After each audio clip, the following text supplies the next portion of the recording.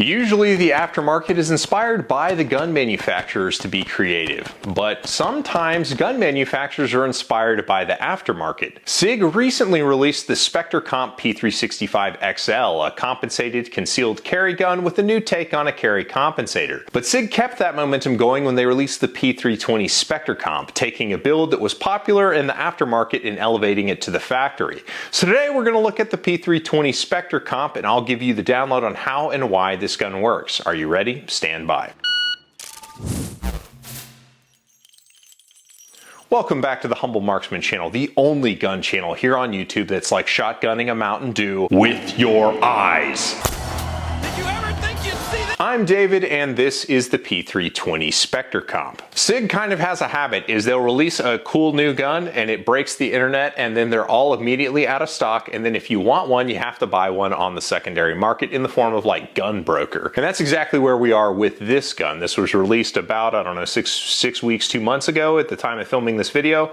And if you want to buy one right now, the cheapest price you could pay would be $1,750, which is, you know, a solid $400 or so over what the MSRP is on the gun. It's just the way the new SIG products are. They come out, they're immediately out of stock, and you got to pay crazy money for them on Gun Broker. So we're still in that cycle with this gun, so you probably can't find one. And what this gun is basically taking all of the technology of like a USPSA or IPSC open gun and putting it into a production style pistol. And who better to tell you about open guns than a really snobby open gun shooter from USPSA. This is my competition gun, and yes, Mr. YouTube manual reviewer, this gun is fully unmodified. This is how it comes out of the box, baby. Just like the P320 Spectre Comp, you're thinking to yourself, golly, that's a really handsome gun. It's got a gold barrel and window cuts and some kind of whiz-bang attachment on the barrel.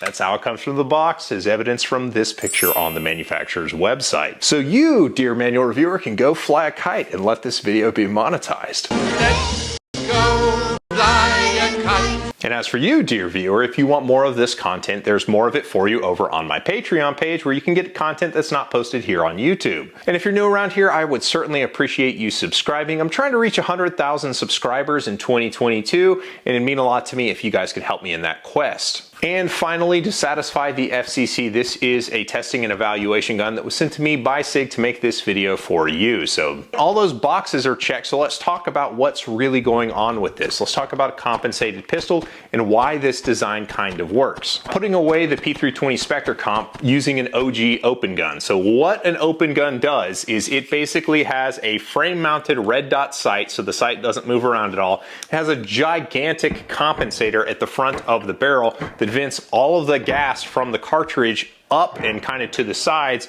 to create a slide that basically recovers quicker. It doesn't climb as much in recoil. And to support that, they have a crazy skeletonized cutouts on the slide so that the slide cycles super duper fast. So the gun is very flat shooting, very fast recovering. You're able to shoot really, really quickly. And another way they contribute to that is the guns are quite heavy. Now this is not a whole lot heavier than the P320 Spectre Comp because of the tungsten infused frames, but the heavy frame makes it easier for the gun to stabilize when you're aiming, because heavier guns are easier to shoot accurately with. If you've shot light guns and heavy guns, like there's less kind of muzzle movement on the heavy guns, and they recover from recoil quicker as a result. So SIG Sauer took that entire formula and basically put it onto this gun. They took the TXG grip module, then they sent it into the laser engraver and put this LXG grip module. And for those of you who hate it when I say acronyms wrong, that stands for Luxury Extreme Grip.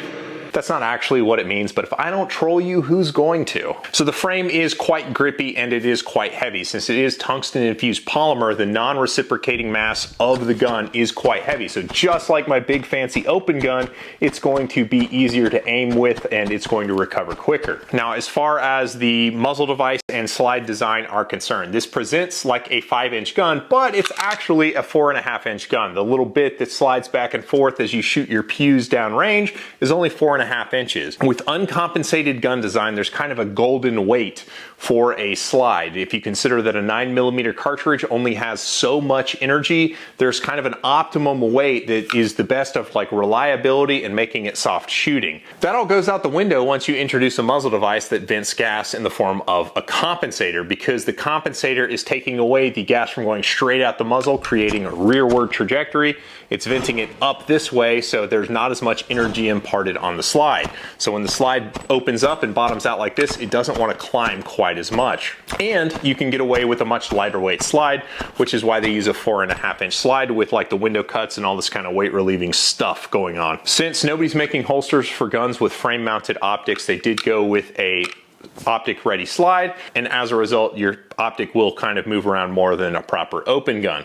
However, it does have what's called a sight block, and what a sight block is means the front sight is not on the slide that moves around, but it's actually on the compensator. So what ends up happening is the front sight stays a lot more static in recoil, and it makes shooting the irons almost like shooting a red dot gun. It's actually quite nice. And because it comes that way from the factory, SIG's whole spiel is they have to make it work with basically anything off the shelf. So they took 95 grain frangible ammunition that none of us are going to shoot, and they made sure that this gun worked with that. Then kind of the downside to that is because you're taking a whole host of all of the ammunition on the shelf, you're not optimizing the compensator to be as aggressively gassed as possible. You're kind of trying to strike sort of the optimum recoil reduction point where you maintain reliability. And to that point, the gun was 100% reliable with all the ammunition that I tried, and I tried I think 5 different loads with the thing. So just to recap what's going on there, they made the frame really heavy and really grippy, allowing your support hand to lock in on the gun and help fight recoil. They're letting the gas from the ammunition in the form of a compensator help fight recoil. They are making the recoil less by using a lighter weight, smaller, shorter slide, and it's still gonna fit into your 5-inch Legion type holsters. So that's what an open gun is kind of supposed to be. So let's talk about how they actually implemented it. Now I'm gonna talk about this, then I'm gonna touch on all of kind of the standard review features at the end, and then we'll touch on just kind of some of the negatives, because I mean, nobody's perfect, except for me. I'm perfect. Just ask my wife, she'll tell you. So when I'm not living my best life competing in open division, I am a tourist in carry optics using the P320 Max, which is a very similar gun. It is a 5-inch slide with a optic on the rear, but no muzzle device or compensator. And I can tell you that shooting the Spectre Comp was noticeably easier than shooting the Max. And it's not like the Max is a difficult gun to shoot. That's a very easy shooting gun. This just shoots appreciably better. Like a lot more fun. Like if you said, go pick a gun, here's, you know, $1,500, make something happen, pick the funnest gun you can go shoot. And I came down to a P320 Max or the Spectre Comp, I would pick the Spectre Comp. It's more fun to shoot. Like this is a ridiculously fun gun to take to the range. I shot it from PEC index, just like all you guys who really worry about that kind of stuff for like the once or twice a year you actually do it. You can shoot from PEC index, because if you notice the sight block is cut at like, I don't know, almost a 45 degrees, so that the gas is not vented straight up, it's vented kind of out into the front, so it won't blast you in the face. So I did shoot it from PEC index. You absolutely can do it. It's not super pleasant, but it doesn't blast you in the face. The other thing that I noticed and appreciated about the gun is the grip traction. Now the fine fissure that's on the typical TXG grip module isn't my favorite. This is a little bit more aggressive. It makes the texture kind of bigger, so it's not going to fill up with dead skin quite as quick when you actually go and shoot. And you do go and shoot and fill up the guns with dead skin, right? Because the answer is no, you need to be shooting more. So I was quite impressed with that. In the spirit of keeping things unmodified for my YouTube overlords, shooting this with iron sights, as I mentioned, was actually a lot of fun, because the front sight doesn't move around a lot. I treated it like a red dot, basically like this is the smallest window in the world, and just kind of target focusing and seeing my little green ball go wherever it needed to go. I was actually quite pleased with how the gun shot. As far as all of kind of the standard review type stuff, this is very, very similar in all other aspects to a P320 Legion or the Max or any of the other TXG 5-inch type guns. The trigger, while it is blinged out in gold, is basically the same as those other guns, which is to say somewhere between a 3 and 4 pound trigger pull.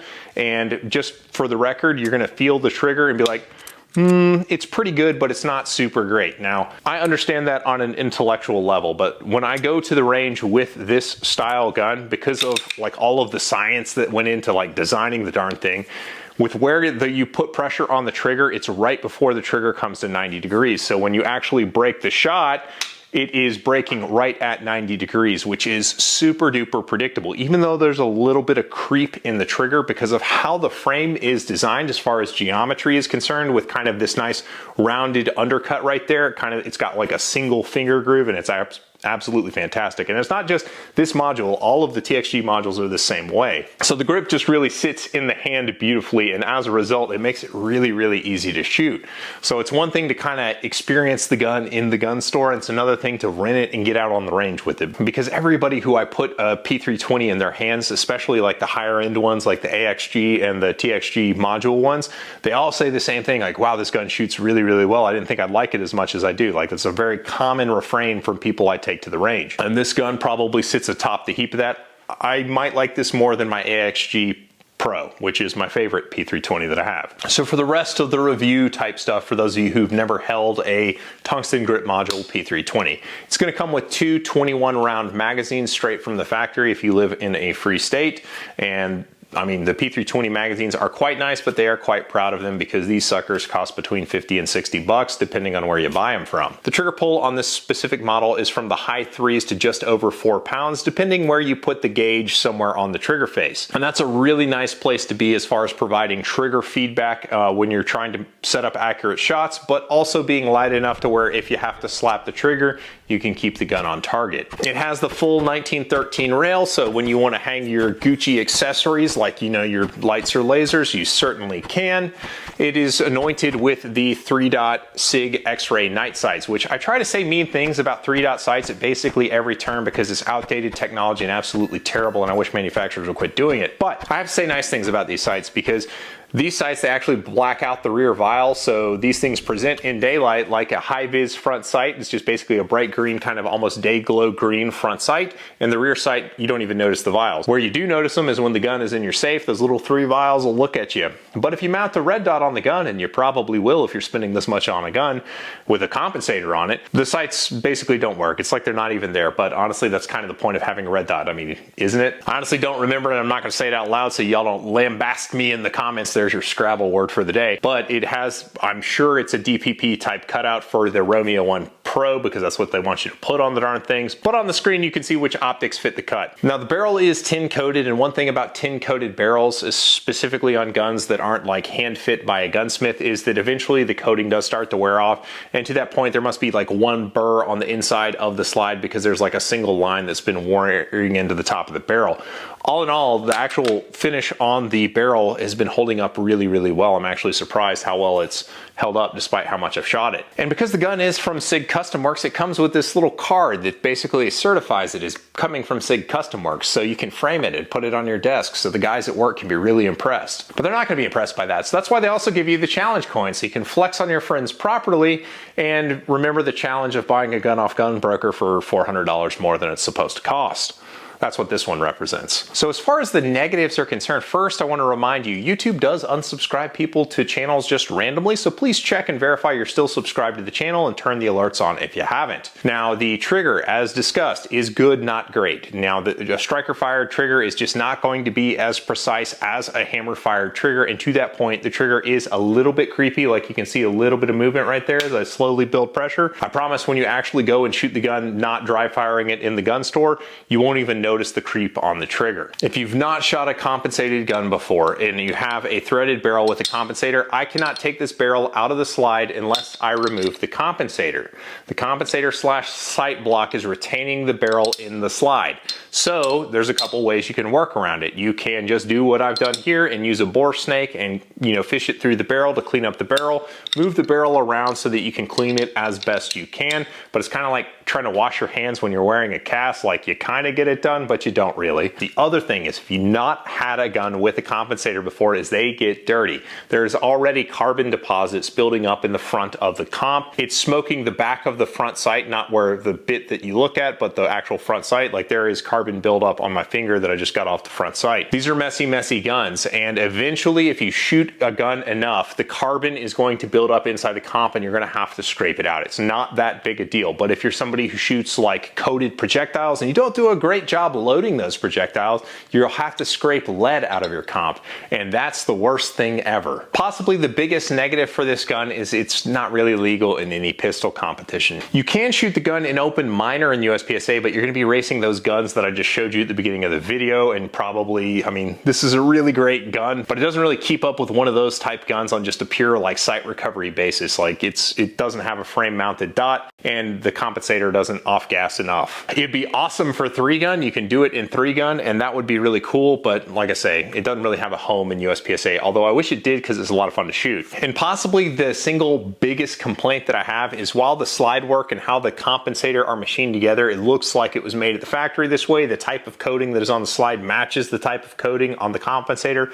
so it doesn't get like kind of that two-tone like black and kind of dark blue effect. It looks like just a black gun all the way around, which is cool. The cuts on the slide have basically been defanged. Now, they're not bad because I can run the slide just fine. It's just that the slide doesn't grab you back anymore. Even at the rear of the slide, like the slide has been sort of defanged, which isn't the greatest. So all of those negatives acknowledged, I still think this is one of the most fun, if not the most fun P320s I have. Like, I have a hard time considering whether I like this better than my AXG Pro or just as much. Like, I really like the AXG Pro. This is also a really awesome gun. If you want to see the P365 XL Spectre Comp, which has all new compensator technology, we're using the slide instead. I've done a video for it. You can check that out here. Otherwise, I appreciate you guys, and I'll catch you on the next one.